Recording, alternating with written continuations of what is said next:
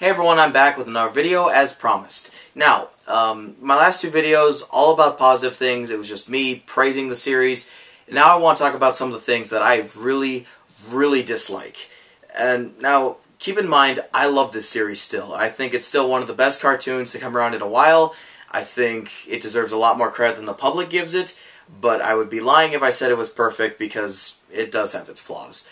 But anyways, let's just jump right into my top 5 least favorite episodes of My Little Pony Friendship is Magic Season 1.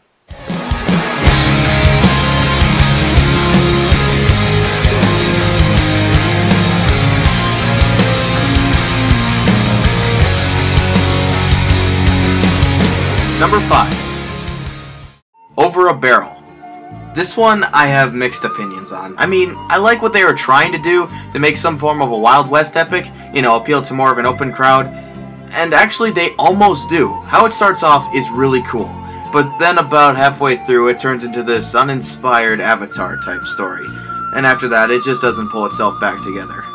I will admit that I was really surprised that they actually went on with the battle. I thought for sure they were going to cheat us out. Oh, but wait, they fight with apple pies. Really? I mean, I know it's a kid's show, but you have mares fighting buffalo here. Can't you make it the least bit epic?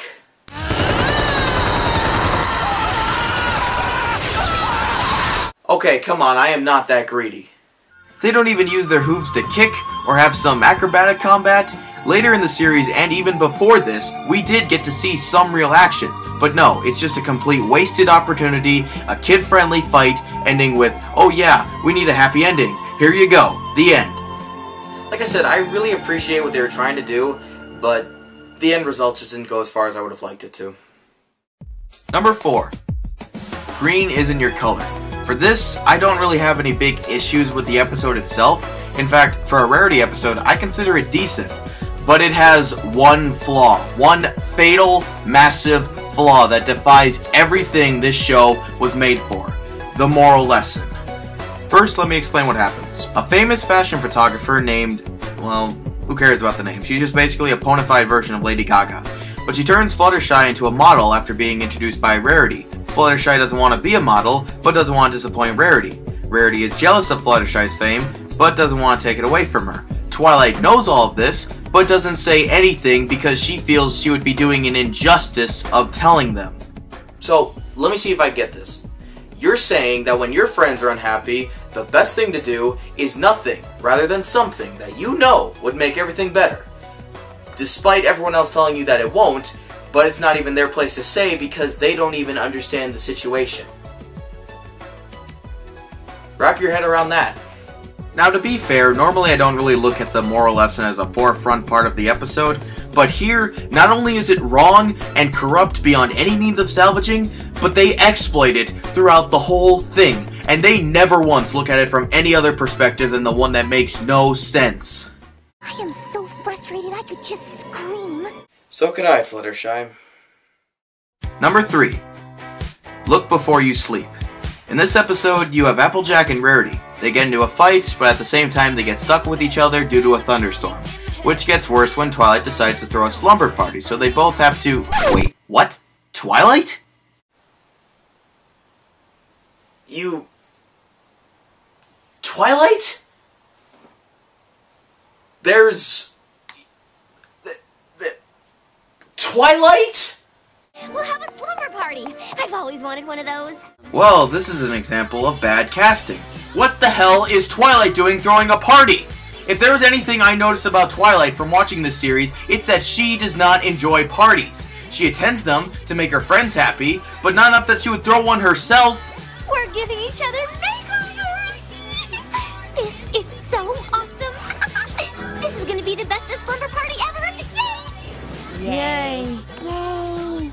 This is so out of place, I forget there's something going on between Applejack and Rarity. Because really, this seems like something Pinkie Pie would do, or fuck, even Rainbow Dash seems more likely to do this than Twilight. Who thought it would be necessary to use her? You could have had the same bullshit moral had it actually made sense. In fact, what was the lesson? It says right here that the #1 thing you're supposed to do at a slumber party is have fun.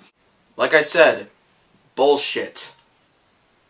If you're wondering what I think of the rest of the episode, for me, it's just boring. Nothing interesting happens. It's just bitching and moaning, after more bitching and moaning, and a moral thrown in there somewhere, and they kiss, make up, the end. Not a very good episode. Number 2. The Showstoppers. I'm going to go ahead and tread very carefully over this one, because I know there are a lot of people out there that really like this episode. Which is fine, I got nothing wrong with that, but first, let me explain something. This is what I think of the Cutie Mark Crusaders. They are both annoying and very generic kid characters. Now, I'm not a Mr. Scrooge kind of guy. I understand what they're trying to do. They want to find their purpose in life. That's fine. But how they approach doing it makes them come off to me as stupid kids doing stupid things to themselves. We need to find our special talent. Hey, maybe it's drinking bleach. What about sticking a fork in an electrical outlet? Would that work? Nah, too mainstream. Let's try holding our breath. Though I should probably be more specific instead of looking at all three as one character, Apple Bloom is alright. Sweetie Belle, tolerable I guess, and Scootaloo, not so much. But enough of that, onto the episode itself. So what happens? Yeah, not much actually. The three of them are looking for their cutie marks. No surprise there. Everyone offers them advice, which they don't take. What else is new? They enter a talent show, to find their purpose, they end up making themselves look like assholes, and they're back where they started. Charming. Like I said, deep down I'm rooting for them all the way. I just wish they went into this with some form of tact. And until that happens, I wish that stage killed them. Feels like the sun will never come when your cutie mark's not there. Anyone could sing better. Anyone. Alright, I take that back. And finally, the worst episode. I know a lot of people are going to be against me on this, but fuck this episode! Fuck it! I'm about as pissed as I was when I first saw this episode, and I'm going to enjoy every second of ripping it apart. So may I present my least favorite episode. Boastbusters. The saddest part, that title is probably the only thing I kinda like about this episode. But what do I hate? Well, let's start with our antagonist. The great and powerful Trixie! Watch in awe as the great and powerful Trixie performs the most spectacular feats of magic ever witnessed by Pony Eyes! God damn, do I hate her. Well. It seems we have some naysayers in the audience. Weird part is, she actually has a cult following, and this is what they say about her. I'm not denying that Trixie can be mean, but I feel she's misunderstood. She seems like the kind of character that didn't have any friends as a kid, and she thinks that she has to lie and boast her way to making some, which is sad, but also adds a new depth to this character. This is what I think. I see an attention whore looking for ponies dumber than herself to kiss her ass. She had a legion come up to her just to see her face, and to hear her tell everyone that she's better than them all, and all she wants is everything. Fame, fortune, and even then, she still wouldn't be satisfied. What was that about being misunderstood? And what astounds me is that she's not even the worst character. No, that position is currently taken by these two fuckers. Haven't you heard? There is a new unicorn in town! Yeah, they say that she's got more magical powers than any other unicorn ever! Do I really need to explain why these guys suck? Their only purpose is to be the most fucking terrible, lazy-written, worst characters ever made. As a plus, their terrible dialogue rubs off on the main characters. They themselves don't even have anything good to say. They don't call me Rainbow and Dash for nothing. Wow. That was awful. Now to be fair, the six main are barely even in this episode. Instead, the spotlights are given to these. Oh yeah, now there's also Twilight and Spike. But who cares about them? We only want to see the other three. I mean, they're the ones who are compelling, they're the real stars, they're the characters we get emotionally attached to, and fuck you! Oh right, I forgot about the plot, as if one could really save this episode. Anyways, Trixie comes to Ponyville to gather fans. The six main think she's a bitch, as they should, but Trixie challenges Twilight to her magic talents. She refuses though because she doesn't want to be looked down on like Trixie. To prove that she's the greatest, Trixie's biggest fans, Snips and Snails, go to get an Ursa Major, later revealed to be an Ursa Minor, but whatever. Trixie tells everyone that she can't defeat it, which leaves it up to Twilight to save the day, and... my god. Is this going where I think it's going? Please?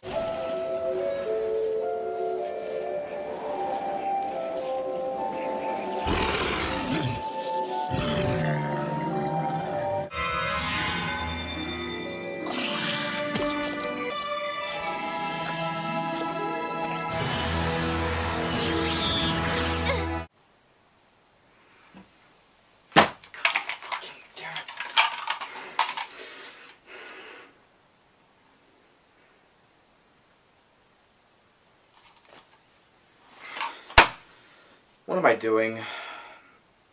Yep. Maybe I'm just being too cynical. Maybe this episode isn't really that bad as I make it out to be. You know, if I do take away Trixie, Snips, Snails, and the terrible writing, and the lack of the sixth main, maybe, just maybe this episode could be... What do you think, Spike? Should I give them number 25?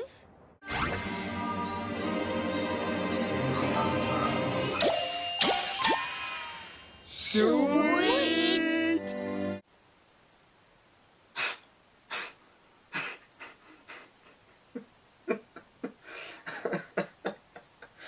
Oh god. That's hilarious. That's really funny.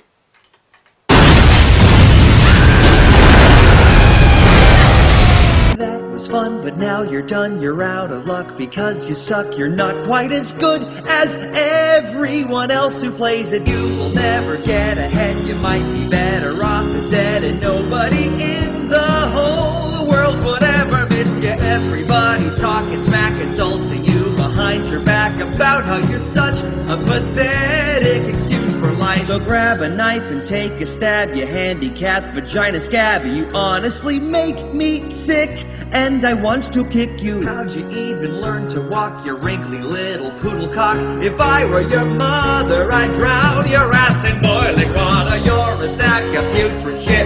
Dig a hole, jump in it. You really don't deserve to be left alive. So hold your breath until you're blue. Fuck your mom and sister too. Your family and friends will all die because of what you've done today.